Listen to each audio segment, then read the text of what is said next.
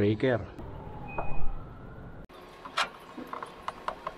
Ang voltahe ng ating battery ay 12.8 volts. Tapos 280 ampere hour. Multiply natin. Hello guys, welcome back sa channel natin. Ngayon, ang plano natin, bubuuin na natin yung ating off-grid solar setup. Ngayon, kung nagpaplano ka rin gumawa ng sarili mong off-grid solar setup, o kaya naman gusto mong makatipid sa kuryente, o gusto mo lang matuto, panoorin mo tong video na to hanggang dulo para meron tayong matutunan. Ngayon, ipapakita ko rin sa inyo kung paano natin yun gagawin at yung mga materialis na kailangan natin para alam nyo na kung ano yung mga bibili nyo kung sakaling gusto nyo nang magkaroon ng sariling off-grid solar setup. Sa off-grid solar setup, merong 4 na major components.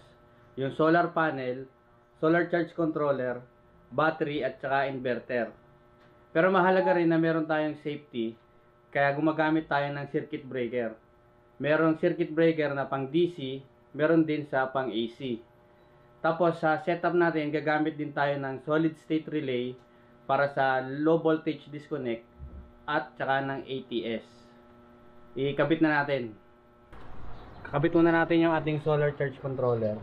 Ngayon, ito kasi may kasama na tong pattern para makita nyo kung saan mo ipupwesto yung solar charge controller. Ngayon, ang gagawin ko kasi, ito yung ating wire.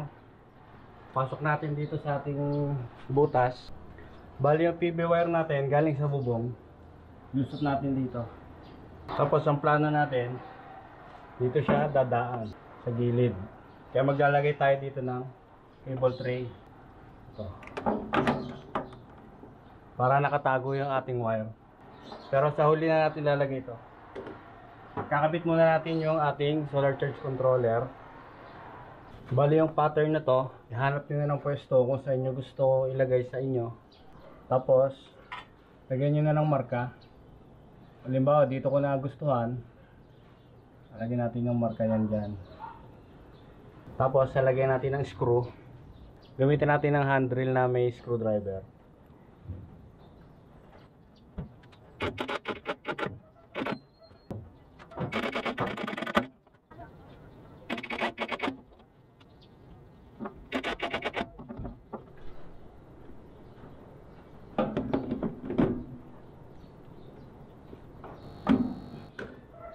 Ayan na. Ay, kapit na natin yung isa. Bali yung sa akin kasi dahil malaki yung aking battery, hindi kakayanin itong, ito kasi yung unang nabili 40 ampere lang. Ang maximum na solar panel na pwede sa kanya ay para sa 12 volts ay 550 watts lang. Ngayon sa 550 watts kukulangin yung aking solar panel para i-charge yung 12 volt na 280 Ah na live PO4 na binili ko. Kaya ang ginawa ko ay bumili pa ako ng isa pang ganito. Pagtabihin na lang natin sila rito.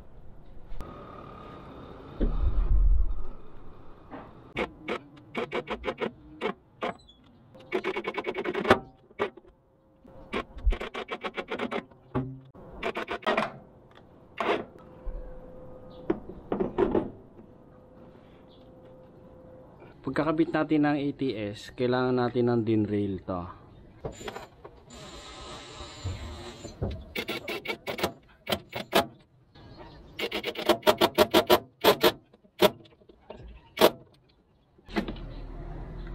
Susunod natin yung mga breaker natin para sa solar panel. Ito naman yung para sa charge controller papunta sa battery. Bali, tig-dalawa rin sila. Yan. Kasi nga, dalawa yung ating solar charge controller. Kaya may bukod na set tayo dito. Kabit muna natin to.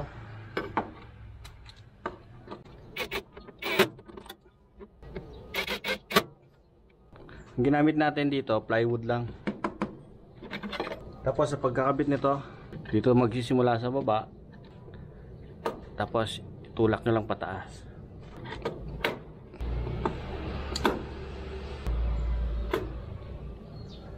Yung mga breaker natin, depende yan sa panel, no? Tapos, depende rin siya sa solar charge controller. Hindi pwedeng bibili ka ng breaker na hindi mo alam kung anong value na kailangan mong bilhin. Kasi, meron niyang computation. Sa susunod, isama natin sa video. Ngayon, buuin muna natin to. Lagyan natin yung breaker dito ng battery to inverter. Ito yung breaker natin ng battery to inverter. Kung napapansin nyo, ang laki, no? DC-MCCB itong ating ginamit. Kasi yung amperahe na dadaan dito simula battery papuntang inverter mataas. Ito in order ko 125 ampere. Pero meron talaga siyang computation din. Sa susunod lahat ng breaker, pag-usapan natin kung paano natin sizing para tama yung bibilin yung breaker. Ito, kabit muna natin to.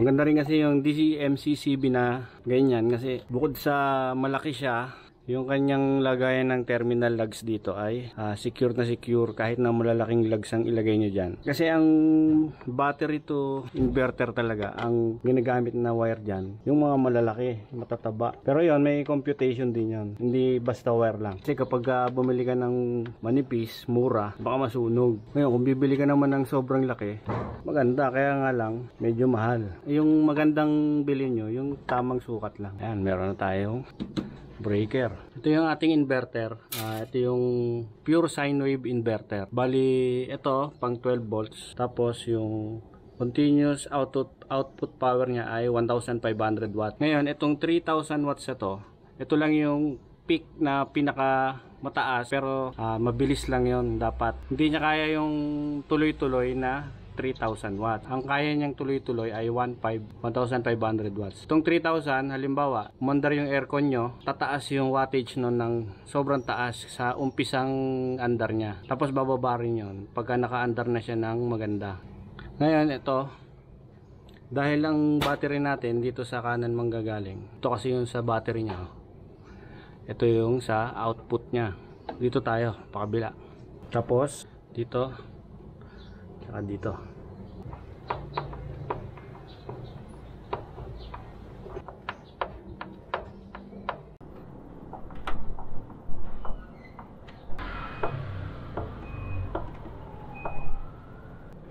Halos kumpleto na, no? Meron tayong dalawang solar charge controller, ATS, breaker, inverter. Bali yung wire natin ganito. Yung PV cable natin papasok dito sa ilalim, papunta dito. Tapos yung solar charge controller maglalabas ng voltahe, dadaan sa breaker, papunta dapat siya ng battery kasi sa taas natin nalagay yung battery, no? Tapos yung isang panel ganun din. Tapos ganun din siya, may ilalabas ulit dito na wire, papunta ulit sana ng battery. Pero ang gagawin natin, may bus bar tayo, ayan, bus bar. Ang gagawin natin, imbis na pumunta ng battery yung cable na galing dito, dito na lang natin siya i-connect. Tapos yung battery cable natin, connect din natin dito. Bali ang mangyayari, ito, combiner natin ito. Dito natin i-combine lahat ng negative, ng positive, dito sa kabila yung negative. Ayan, makikita natin kung paano.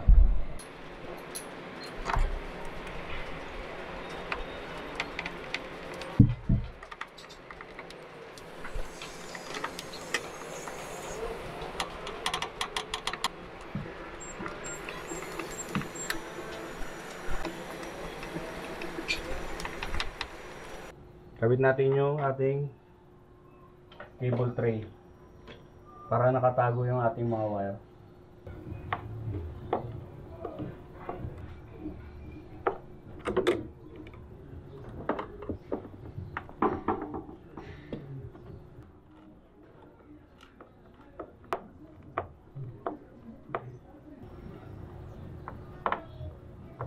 Ngayon, itong ating solid state relay, gumawa ako ng heatsink nito.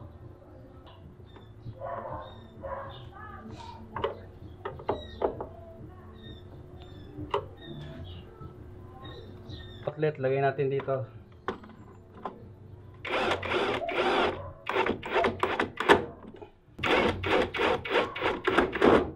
Bali ngayon, kompleto na tayo dito sa ating setup, no? Meron tayong dalawang controller, 4 na breaker, isang breaker para sa battery to inverter, meron tayong solid state relay, meron tayong automatic transfer switch. I-wiring na natin, no? Tapos lahat ng breaker ibaba muna natin, no? Para safe tayo. Itong mga wire natin ng PV wire galing sa ating solar panel. Bali ito kasi nakasaksak na sa taas, no, yung MC4 niya. Ang gagawin natin, ingat tayo kasi may voltahe na to. Pakita ko sa inyo, no. Ito Ito yung ating clamp meter sa DC volt. Papansin nyo, meron na siyang 43 volts DC. Galing yan sa panel, meron niyang harvest ngayon. Kumbaga para hindi na ako aakit doon, sinabi ko na sa inyo na meron to. Safety na lang tayo. Kabit na natin sa breaker. Ngayon, share ko lang sa inyo itong breaker na nabili ko, no. Ito kasing breaker na to, kalimitan kasi sa breaker, no, ang input lagi sa taas. Normally input sa taas. Ngayon, dahil ang orientation nito para makatipid tayo sa space, ang ginawa natin, at tinapat na natin siya sa connection ng PB plus minus dito sa solar charge controller. Kalimitan sa breaker, lahat input, no. Minsan pwede sa ilalim, minsan bawal sa ilalim, laging input sa taas. Dito load. Itong nabili natin, ito, makikita nyo, yung 1 and 3 sa taas plus minus. Dito sa baba, yung 2 and 4 ay minus plus. Bali ganito yan. Itong breaker na to, pwede natin gamitin sa ilalim, basta ang polarity nya, yung kanan ay positive, yung kaliwa ay negative. Base doon sa drawing, no, kung papapansin nyo, yung pag-input natin dito sa taas, yung kanan ay positive. Ang katapat niya, ito dito, yung number 2, naging negative. Hindi negative ang ilalagay dito. Kung input mo dito, positive din dito. Hindi ito yung susundin mo. Ito, sinusunod lang to kapag ang input mo ay sa ilalim.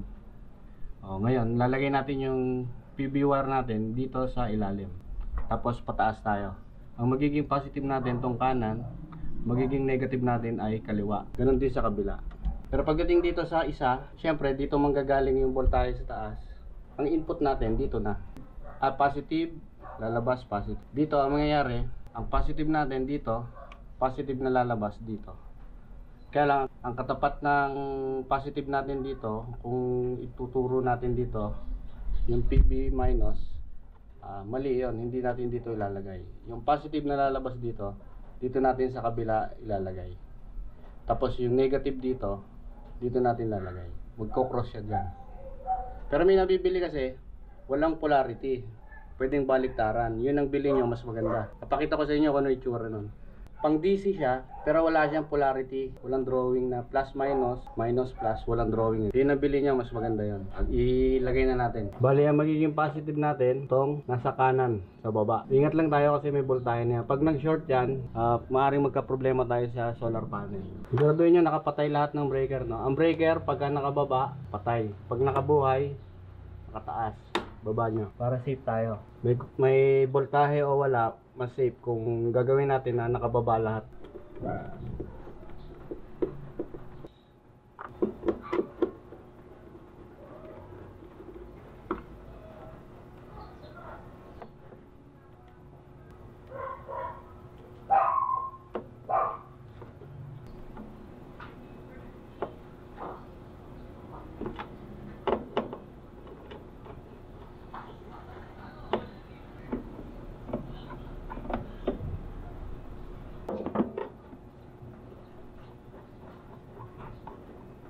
Ayun, naikabit na natin, no? Ay, naka-X siya. Yung iba nakikita ko, kasi kung papansin niyo, isang linya lang naman talaga yan, no?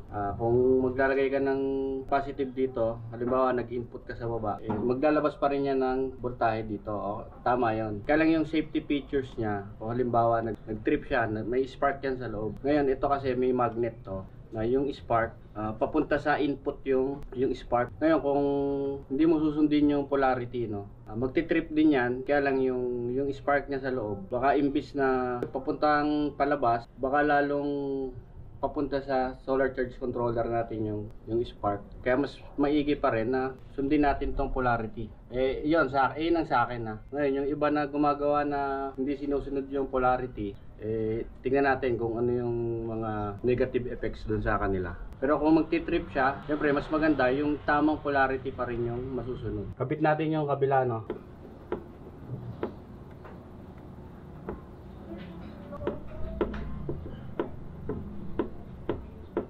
Ngayon gagawin natin, lalagyan natin ng wire simula solar charge controller papuntang breaker, tapos breaker to battery.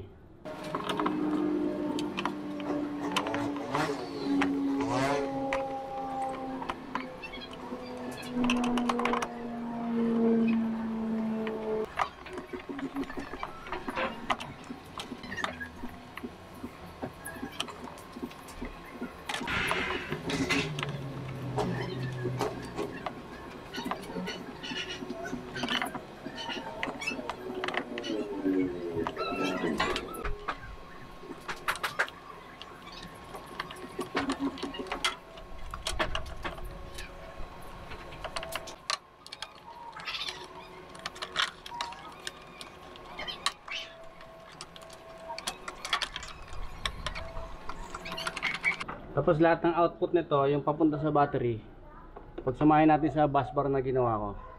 Ito yung bus bar na ginawa ko. Para sa positive, negative. Tapos yung battery dito natin lalagay sa taas. Para mas malinis tignan, no? Walang kalat-kalat na wire.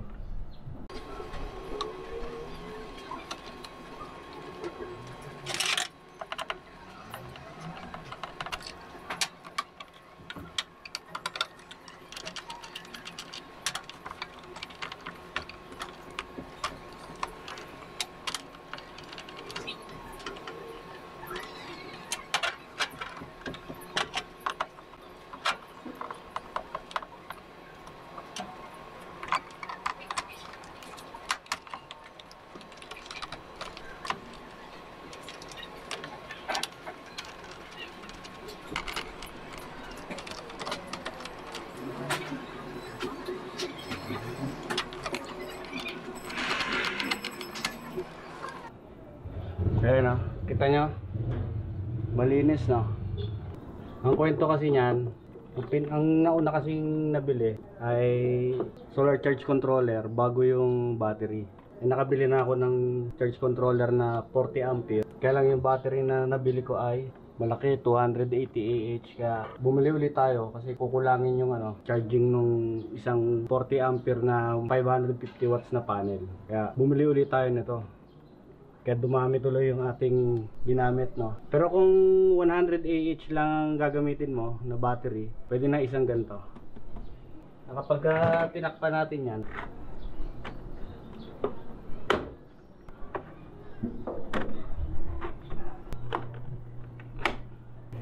nakikita nyo, malinis. Malinis ang pagkakagawa, oh. Wala kang wire na nakalabas. Maganda kasi yung ganyan para hindi ka malilito. Nakita mo kung ano yung kulay, kulay pula, positive. Dito kasi nawalan na ako ng shrinkable tube kaya dilaw na yung ginamit ko. Lahat ng dilaw, negative yan. Tapos ito, ayan, positive dito, negative dito. Akabit naman natin yung ating battery. 12 volts 280 na LiPo4 lithium iron phosphate. Kapit natin yung wire, no? Ito yung kasama niyang takip, saka meron siyang kasamang screw.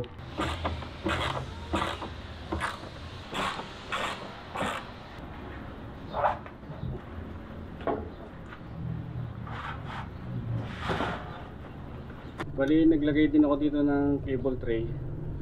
Padaanin natin yan dyan. Tapos ilagay natin dito yung negative.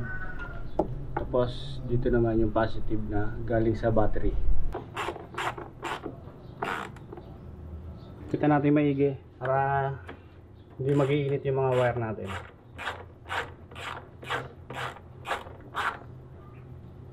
Ayan na yung ating battery cable, nakakabit na. Sabihin lahat to may voltahe na to. Check natin. Ayan ang voltahe niya, 13.12 galing sa battery. Bali dito ang kulang natin ay yung battery to inverter. Isakay natin dito sa ating DC-MCCB. Tapos ito rin yung output ng battery breaker. Dito natin isasama sa negative positive ng inverter.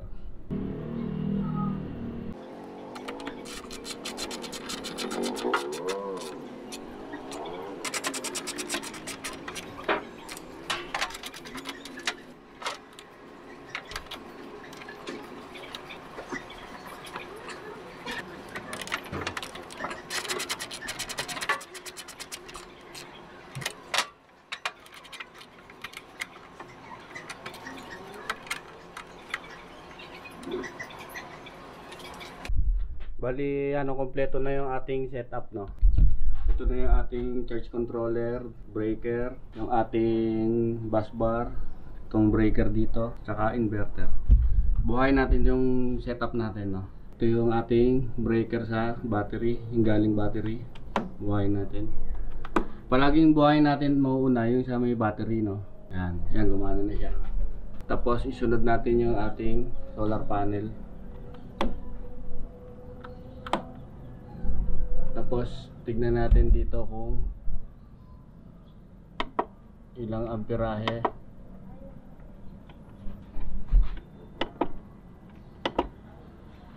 halos parehas naman sila kasi magkatabi sila ng pwesto sa taas sa bubong.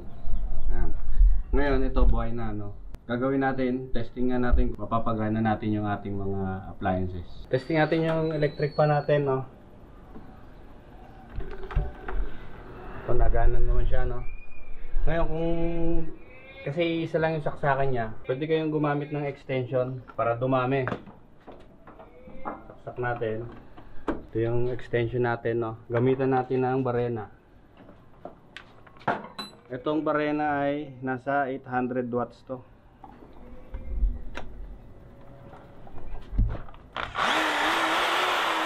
Nagaya naman siya, no. Yung ating solar charge controller, dalawa, no. Bakit nga ba dalawa yung ating solar charge controller? Kasi nauna yung bili ko sa isang solar charge controller. Pabili na ako nito bago bumili ako ng battery. Hindi ko alam kung ano yung battery yung bibilin ko. Ang ginawa ko, bumili ako ng battery, yung malaki ang nabili ko, yung 280 Ah na battery. Ngayon, kinumpute natin, hindi sasapat yung 550 watts na solar panel na maximum nitong ating solar charge controller. Kaya bumili tayo ng isa. Itong ating relay para sa low voltage disconnect at ATS, sa sunod na natin pag-usapan, no. Ngayon, bakit nga ba dalawa, no? I-convert natin sa watt hour yung ating battery. Gamitin natin ng formula sa Ohm's law para makuha yung watts. Yung watts is equal to volts times ampere. Ang voltahe ng ating battery ay 12.8 volts. Tapos 280 ampere hour. Multiply natin, slash natin yung ampere, palitan natin ng watt. Ang lalabas ay 3,584 watt hour. Ngayon kasi sa isang buong araw, ang pinakikinabangan na oras, yung sun hours natin ay 4 hanggang 5 oras lang. Yun yung pinaka-peak na magandang araw. Doon lang siya malakas ang harvest. Ngayon kung i-divide natin ang 3,584 watt hour sa 4 na oras, ang kalalabasan ay 896 watts na panel ang kailangan natin para lang ma-charge siya ng 4 na oras. Ngayon, kung sa 5 oras, ang kailangan natin ay 716 watts na panel. Ngayon, kung meron lang tayong 550 watts na panel at assuming na walang losses yon, yung tirik na tirik ang araw, talagang 550 watts ang panel natin na na-harvest. I-divide natin sa 3,584 watt hour yung 550 watts. Ngayon, mag-charge yung ating battery sa loob ng 6.5 hours. Eh paano kung maulap? Mas tatagal pa yung charging niya. Baka umabot pa ng 8 hours. Aabutin na ng hapon, hindi pa puno yung battery. Eh kung dalawang 550 watts, at i-divide natin yung 3,584 sa 1,100. Ang kakalabasan ay 3.25 hours, okay na. Full charge na yung battery natin. Kung makulimlim, pwede na din sa 5 hours. Ngayon, okay na yung ating off-grid setup. Nagana na siya, nagcha-charge na yung battery natin. Nakapagpagana na tayo ng appliances natin. Ngayon, sa susunod na video natin, yung paano yung wiring ng ating low voltage disconnect at yung automatic transfer switch. Para pag nalobat na siya, automatic magme-Meralco tayo. Guys, kung nakatulong sa inyo ang ating video, huwag niyo kalimutang mag-like, share, and subscribe sa ating YouTube channel. Maraming salamat.